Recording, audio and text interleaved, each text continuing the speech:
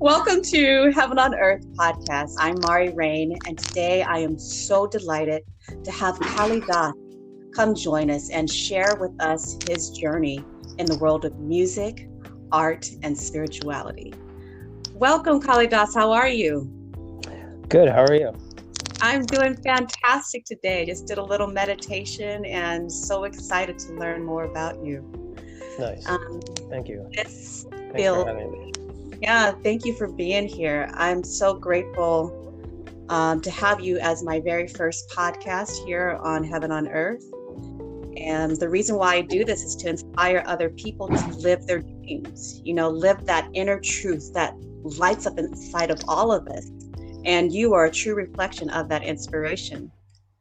Well, thanks for saying that. I do the best I can with, the ups and downs, challenges that, I'm, faced with, and trying to, get to some of the goals that I have for myself and, personal or otherwise.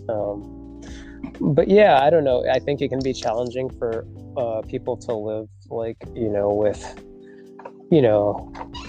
jobs and work that has some sort of meaning or integrity to it, because there's a lot of stuff that's not necessarily the greatest for everyone. Right. And so yeah, it's definitely a challenge, but at the same time I feel like it's worthwhile. For sure. Well, let's get our audience and our guests to know you a little bit better. Kalidas, where are you from? I was born originally in South India, and I moved to the United States when I was basically like 4.5 or 5. I think I was 4.5. And so I grew up in Tennessee, and then I moved, once I finished school, graduated from Vanderbilt University. And then after I graduated from that, I had a sense of kind of existential crisis, I guess, through my, I'd say, high school, college years. And so it kind of this long period of just kind of like, I don't know, kind of being in limbo to some extent and not really sure why I was here, or, what my purpose was, I guess. And so I just, what ended up happening was I chanced upon some books. I was supposed to basically, take this computer class. A lot of East Indians in in America, in the United States, are, kind of successful in terms of the world, what the world perceives as success in terms of like their doctors, engineers, those kind of things. And right. So my family wanted me to be along the same track, because they wanted financial security for me, which is understandable. So I took this computer class, and it's kind of funny because it's like a turning point in your life, because I wasn't really feeling the class so much, and I was also kind of, still kind of in this existential kind of crisis to some extent. And yes. So I was like, I wasn't feeling it, and I was just like, I had a choice, I had an option. Basically, if I had continued with that class, my uncle had started a business, which is still a successful business today, in computers and computer technology and all that. And I could have been very successful in terms of, I could have had a nice salary and all that. But instead, I just decided that I chanced upon these books. One of the first books I chanced upon was this book called The Tibetan Book of Elders.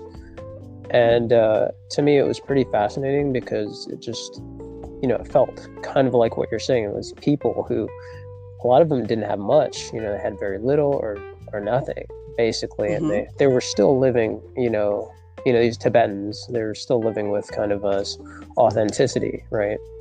And, a life that was meaningful, they had a spiritual practice, things like that. And so it was pretty inspiring. And then I started just reading up on Buddhism. I got really into Buddhism, just studied and over the years. And I was working I decided to go back, work at a library for a few months. I saved a little money, and then I went to California. I started volunteer work at this Tibetan Buddhist center.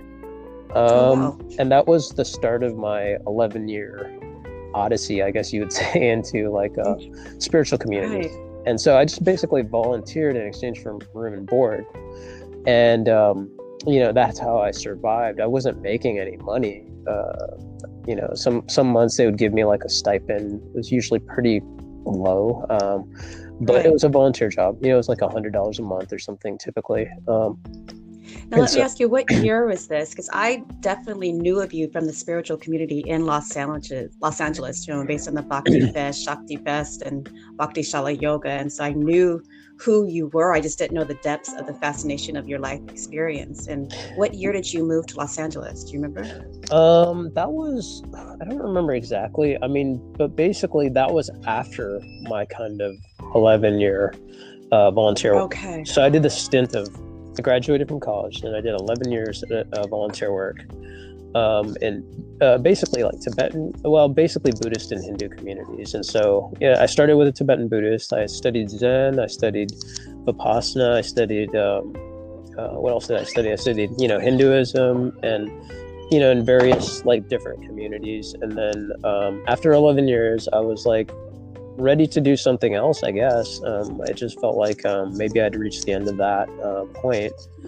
And although I did live in another community in Los Angeles briefly, Zen place, but for the most part, I was like, I got a lot out of 11 years because it was a long time, and a lot of introspection. And so at that point, I think the reason why I moved to LA was I was thinking, I was thinking at that time I was going to do more like kirtan chant kind of stuff, like music. Yes. And I did. I mean, I did to some degree. I didn't do it to the degree that maybe I would have liked, but I don't know. At the same time, I feel like, I did that for a number of years. I think in the early 2000s, and then 2010-ish is when I started, something like that. And then I did that for a few years, maybe 4 years in Los Angeles. And then at some point, I think I had a little bit of burnout where I just felt kind of, and I didn't know that it really resonated with me ultimately, because it's like the reason I got into it was to just as part of my spiritual practice. And so I wasn't doing it because it's kind of, to some extent, it kind of became somewhat of a scene, and yes. And so I was just like, well, that's not really why I'm doing this. For me, it was pretty authentic in terms of like, I wasn't doing it for, other people like to know about me or anything like that. I was just doing it because I enjoyed the chanting. And yes. So, that was good. And then I think even musically though, I feel like, it was it's like a number of crossroads, but I feel like maybe that was a time where I transitioned because I wanted to keep doing stuff, and I kind of maybe had run out of I don't know, just ideas. I mean, I could have kept doing it, but I was like, I just kind of want to do something different. So I just started doing more mainstream-ish stuff and kind of experimenting with what I liked in that field. Yes. And then so now I'm kind of like, so it's kind of like, I've been evolving in terms of what I'm doing, and now I'm kind of like this latest project working with a Grammy-nominated singer, and I'm not necessarily even the featured vocalist of this next song, but it's just I just want to create something that's high quality, And no, I love that. No, you are a musician, you are a published writer, you are a spiritual coach and a teacher. And so you've explained to us how you started your musical journey. Here I'm reading in your bio, it says that you have your music has been licensed by MTV, Discovery Network, and NASCAR. And so now you're also working with I guess you would say a well-known artist. And I love that you use your spirituality or your meditative practice to take you through this entire experience. Right. Yeah. I mean, I think it's very helpful just because, I don't know. I think it's helpful for anyone ultimately, right? Because it's like, it's pretty much applicable to anything like mindfulness and all these things, right? So it's just very useful. And it's also like, it's just, people don't think about it too much, like, especially, I shouldn't say especially, but, some artists don't necessarily think about all this stuff because maybe they're just too young or whatever, but like, you know, the kind of person you are will reflect in your art, obviously, you know. Right, exactly. And so, you know, if you're like depressed and you're like, you know, suicidal, and, you know, and I'm not saying there's anything wrong, you know, like you're bad because you're that way, but it's just, I mean, because I've been depressed and I've had those feelings, but the thing is, I just don't think that what you're giving to the world is necessarily as, you know, as beneficial as if you're in a better headspace, you know, so to speak. I understand. No, I completely understand. So in this journey and process, you also play instruments, yes? Mm-hmm. I've played, I learned how to play harmonium. That was my first instrument, but then it's pretty transferable over to like the synthesizer, although it's not exactly the same, but it's transferable. So I mainly play like synthesizer. I'm definitely not a maestro, but you know, it's interesting because like in terms of crafting art, because there's so many talented people now, right? And Yes. so it's like I realized, I think maybe one of the important realizations I had was I know what I'm good at and I know what I'm not good at, and I'll let the people who are better than me at the things I'm not good at do that, you know. And no, I understand. yeah, so you know, I think that's I don't know, it's for anyone who, you know, maybe ever wants to like make a song or record a song or whatever, they don't have to know how to do everything, you know. It's possible, you know, especially these days, you know. Right. No, that's very inspirational. Now, your latest singles, I've looked into, you have Can't Help Falling in Love, which is the cover, Don't Vote for Trump, and I'm Not in Love with You. Corona. Now, do you write your own lyrics? So I'm not in love with you, Corona. Right. I love that. So what, I'm sure, of course, the pandemic inspired that. Did you write your own lyrics? Yeah, I mean, I'm pretty much like, I think my forte, kind of as I was saying, like my forte, I realized, is writing. You know, that's why I've written these books, and I've written like, I've just been writing since I was, you know, a teenager, you know, a young teenager, 14, 15, you know. So I've been writing a long time, and I've read a ton of books, so I have like a good body of knowledge, you know. So so yeah, I just I definitely write all my lyrics pretty much, and then, you know, I usually put like the kind of the foundational melody for the song down, and then, you know, sometimes I'll let other people kind of fill it in, you know, depending, you know.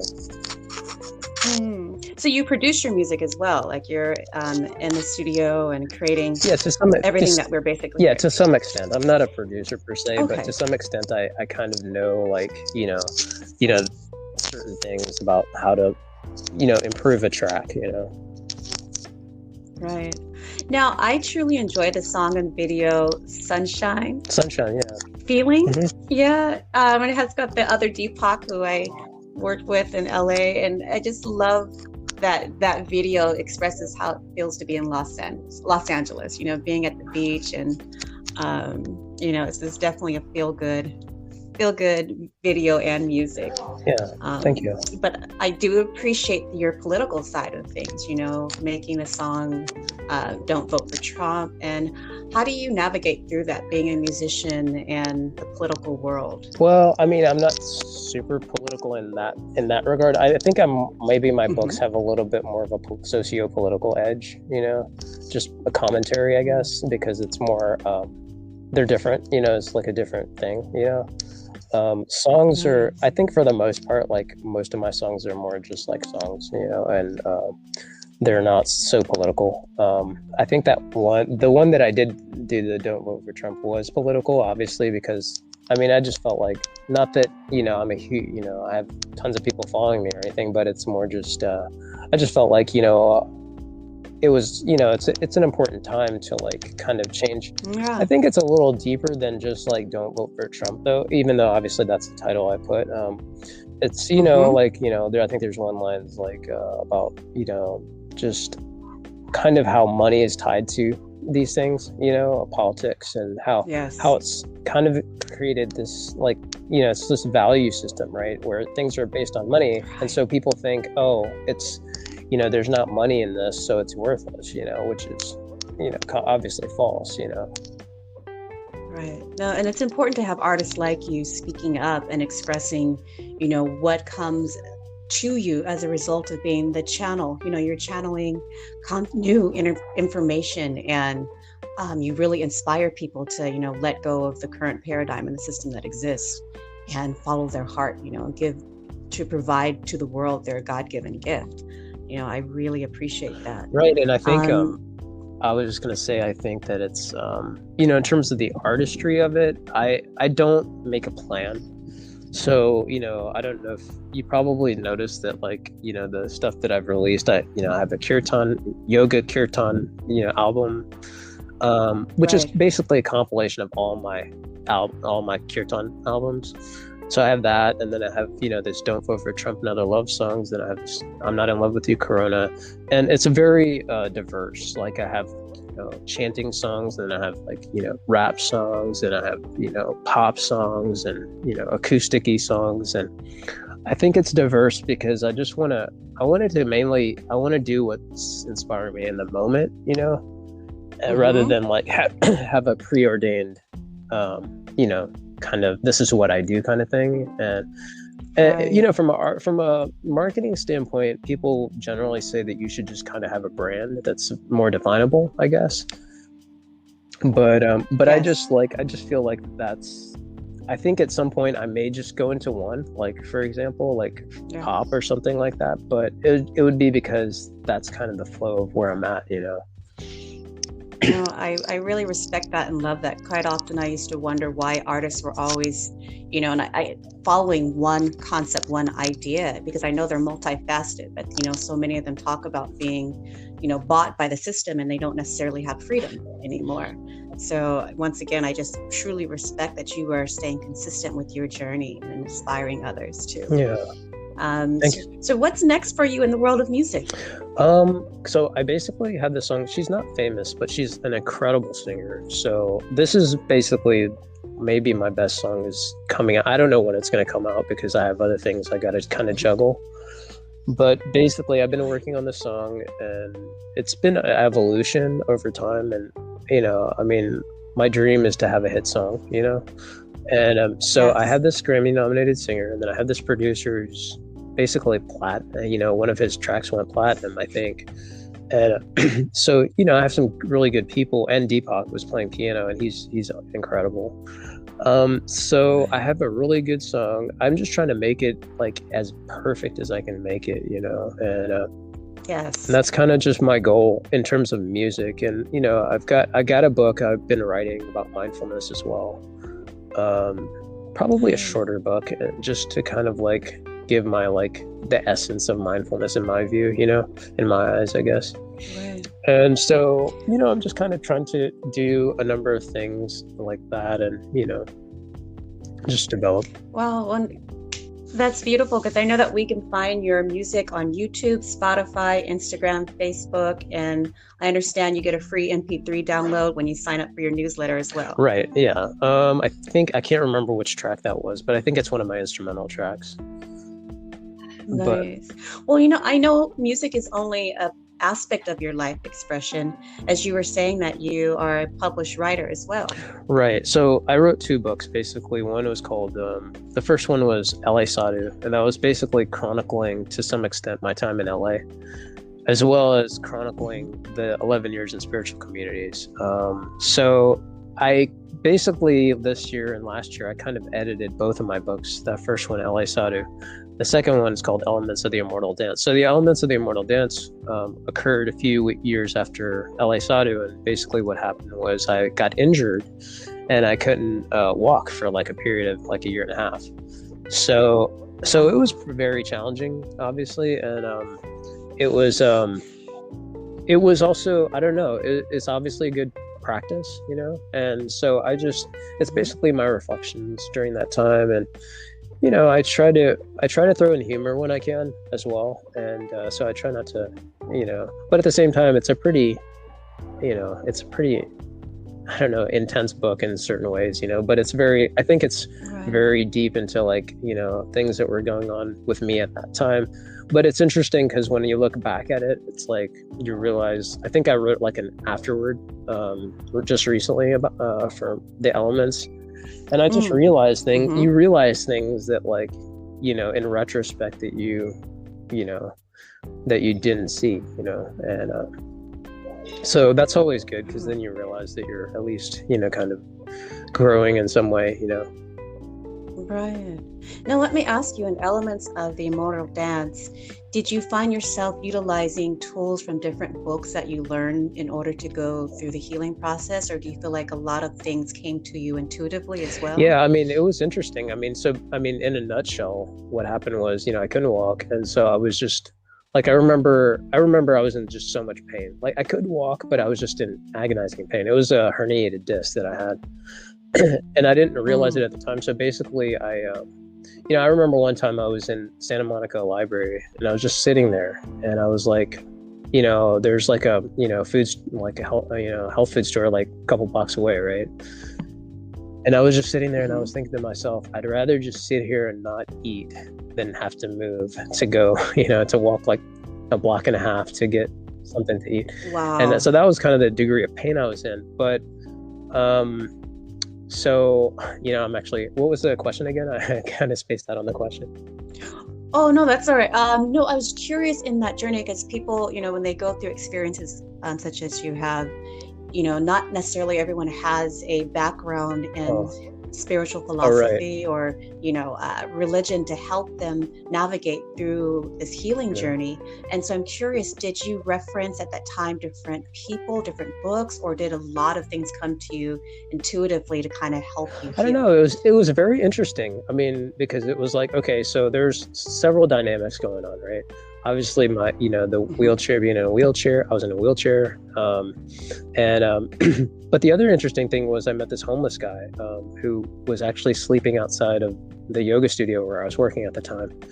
And so I had conversations with him and he was just a very fascinating guy. And he was like practicing mindfulness and he was just like, very smart. He was an executive. He was making 100,000 plus. And he decided to, just become homeless consciously, so he was just very interesting. And we had some very interesting conversations. And so it was, I think the thing is I'd already done a lot of spiritual study up to that point. So I was just kind of, I think some of that just comes out naturally, and so I didn't consciously think about like, oh, I'm going to start incorporating this guy and this guy, but it was just like, I'm sure it happened, and just, obviously certain reflections, that are, spiritually based, so like, for example, attachment, like if you have attachment to something, and that was one of the themes of it is like, I had this attachment, right? And just like, realizing it for what ultimately realizing it, and that might take, time for you to do, but like for me, it ultimately realizing, it is as it is, like what it is, realizing that it is this attachment that, is kind of distorted, and it kind of distorts your perception of your life, so. Right. Well, I mean, I'm excited for your listeners to go and find the books and learn more about you, because not everyone, has opportunity to share their story and go through an experience like you did. Oh yeah, and, I mean, I should just wrap that up by saying, so what ended up happening was I just couldn't function in LA, so I had to go stay with my uncle, and I was just, I was in so much pain still, but like, what I ended up doing was I just ended up like kind of slowly sitting up straight and just trying to sit as straight as I could, and my spine straightened itself out, and I haven't been in pain for like 5+ years, so it's, and so I, even with like, when I was going through that existential crisis, I was very depressed, but I think I never took medication, and kind of like these practices, meditation, mindfulness, all these things, they are very therapeutic, and It's interesting Yes. because I'm actually studying right now for a master's degree in counseling, and it's very interesting because it's some of the things that I just see as common sense in our culture. It has to be scientifically verifiable, you know, which like for example, like the Yes. therapist should be caring and compassionate towards the client, and that can help healing. To me, that's a Yes. no-brainer, but people have literally done Mm-hmm. experiments to try to prove this, and so it's just interesting how the context of our culture kind of, I think, overthinks things, things that should be just Yeah. intuitive and almost obvious, or have to be verified Right. before you kind of start implementing them, which kind of makes no sense to me, No, I see what you're saying. It's a lot of our culture and society is based on taking the power out of the individual and us turning it over to someone else to affirm what comes to us intuitively, what comes to us naturally, on whether or not it is valid or, it's real.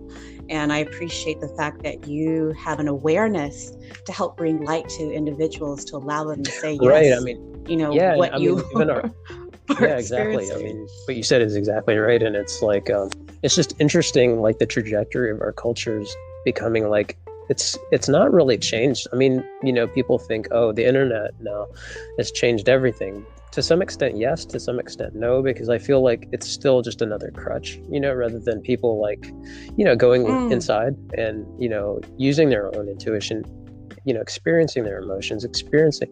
It's a lot easier to text someone and say, or the online dating thing is like just rejecting someone than to actually look someone in the face and reject them, Right. No, that's so true. What you're saying is so honest, because I feel like one of the different parts of the story of the human experience coming up so clearly is our understanding and relationship with AI, as opposed to, the interconnection between the humans, to that one-on-one experience that can't be fostered or through the technology, which I appreciate, because you and I are speaking on technology right now. But like you're saying, I think we as humans are going to start to truly appreciate what it means to have that physical touch, as you're saying, in the healing process, and that right, eye contact. and that, but also just the inner journey, because the inner journey,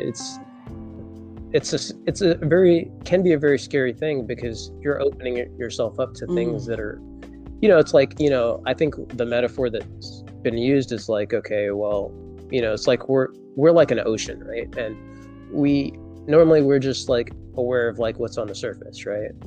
And we don't realize like what depth, like how deep we are, how deep, deep we have, inside, what's inside of us in terms of our depths, right?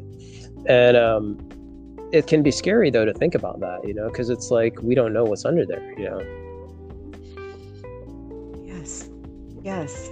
And so this is it. I'm excited right now. I'm just going to tell you, Kalidas, like this is the type of thing that gives my life meaning, is to be able to find individuals like yourself that are, the leading edge of consciousness for helping people, have that inner journey, to know thyself, to go within and discover the greatness of what it means to be alive. And I know that you can find your books, L.A. Sadhu, yes?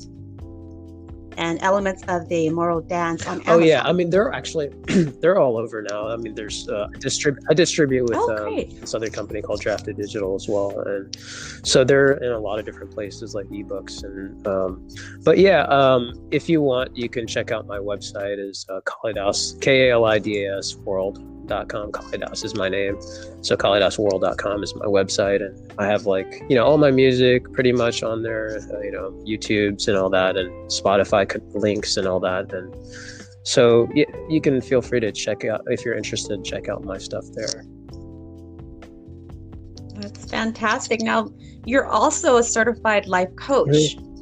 How, if I were someone looking to have assistance with a life coach, would I just go to your website to find you? Yeah, I'm not necessarily doing that right in this moment, because I'm kind of in between, because I'm in California and my business actually isn't in California, so I'm not doing that right in the moment. But yeah, you can always contact me, and I will always respond. Oh, fantastic. Well, let me ask you, kind of get to know you a little bit better. And in your journey growing up, who inspired you the most? Who was your greatest inspiration? That's a good question. I had, I think my uncles were pretty inspirational for me, in terms of like, they were just really good people, and I think, and my grandmother too. My grandmother's just a very simple, like, good person, so in terms of personal connection, but then, in terms of, after I started studying like spirituality, the main source of my inspiration in terms of the spiritual practices were some of these saints and the people I met. I met, really amazing people and people who were genuine in their, quests, and, really true, solid friendships from that. And but the mystics were very inspiring to me because, it's kind of what I was saying before, is like, these are people who actually like decided, okay, I see that there's this ocean, but I want to know what's underneath the ocean, right? Or underneath the surface of the ocean, right? And so, these people who kind of dedicated their life, I mean, they literally gave their life to this quest, and, it's, we live in a very interesting, like, our world is kind of beyond comprehension, right? It's gigantic, and our, stars and universes and all this stuff, right? And so it's just, that someone would choose that over, let's say, getting a normal job and just being a normal person, I think it's always kind of an interesting choice, so those were some of my main sources of inspiration. I've also been just inspired by like people who, kind of give, of themselves to their craft, like some certain professional athletes and things like that. Just kind of like, their dedication, I guess, is inspiring as well, No, you saying that is inspirational right there, because it really landed with me when you talked about and spoke of that people dedicated their entire lives, because quite often people are, putting their little pinky toe into an experience, or maybe their left arm, their right arm, certain aspects of the self, but to literally commit and give your entire life to the journey of something you truly believe in, to really and I mean, that. the thing is, everyone's not at that point, obviously, and that's not necessarily good or bad. It's just the way people, where people are at with it. But I think at the very least, like, exploring things that may be of benefit to you and others as well, Really nice. No, let me ask you too, guys, that you said you read several books throughout your life, and can you maybe name 3 top books that literally changed your life? I mean, I have like 100. I think I have like 100, like, of my favorite spiritual books, like a list somewhere. Yeah. So there's so many, and I feel like if I say 1 or 2, it's not doing justice to the other ones, because. Give me 3, only because I love books. I love to read. I love news, inspirational. As of recently, okay. One of the books that I think is one of the best, and actually Oprah recommends this book, and I know why, because it's just an incredible book. It's called The Sun Does Shine. That's a very, very good book. It's about criminal justice, death penalty, spirituality, all these things, and it's just written like a masterpiece. It's a very well written. And so that's a really good book, as the one that I've read recently. What else? Let's see. This is a hard question, actually.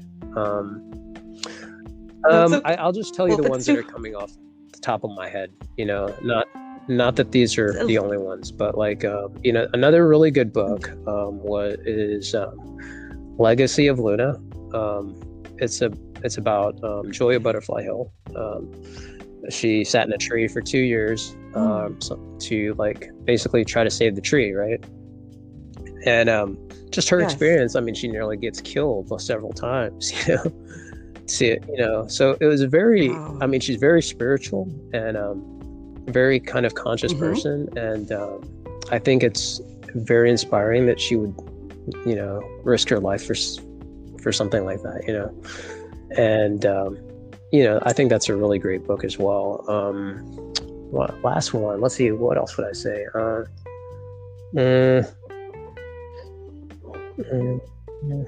One more. You're feeding me right now. I love this.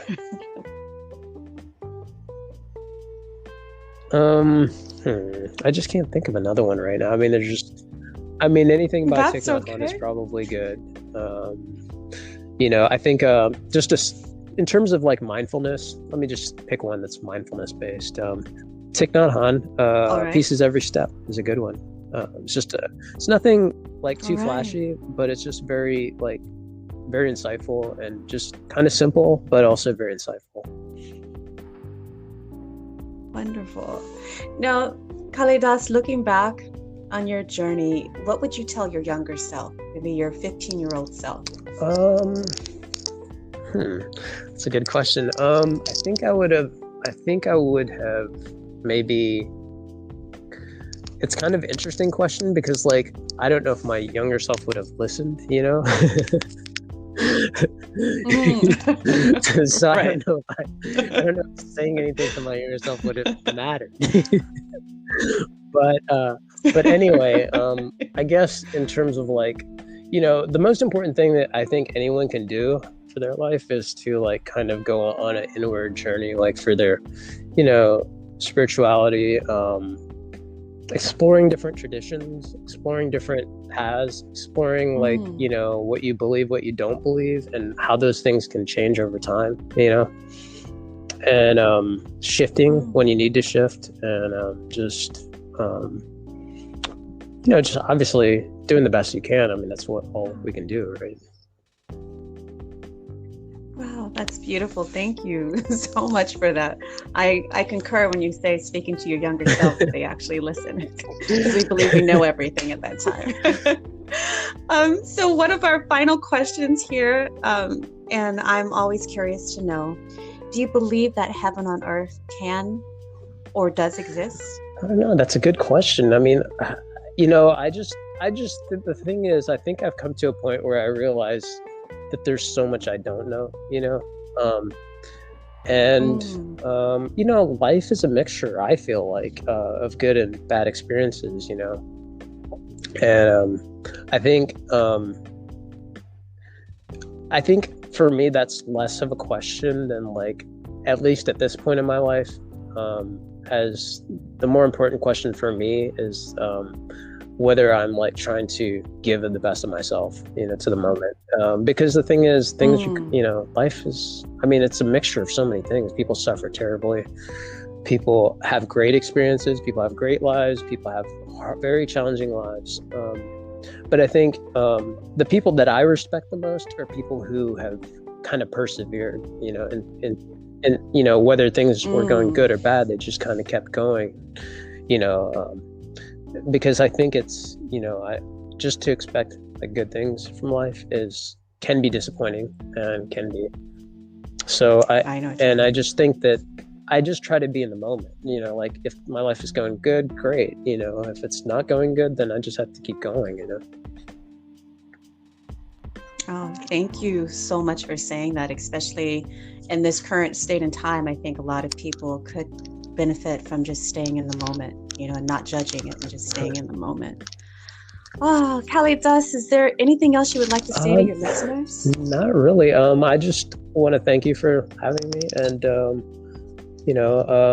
that's pretty much, that's pretty much me in a nutshell, I guess. Feel free to check out my stuff and, follow me on Spotify. I have, this really good track coming out, and I'm hoping to get, hopefully more listeners. And other than that, just thanks for having me. Oh, well, Kalidas, thank you so much. I am eternally grateful to have this moment to spend time with you. And thank you for joining us here on Heaven on Earth podcast. I'm Mari Rain, and we're wishing you a wonderful day filled with love and light.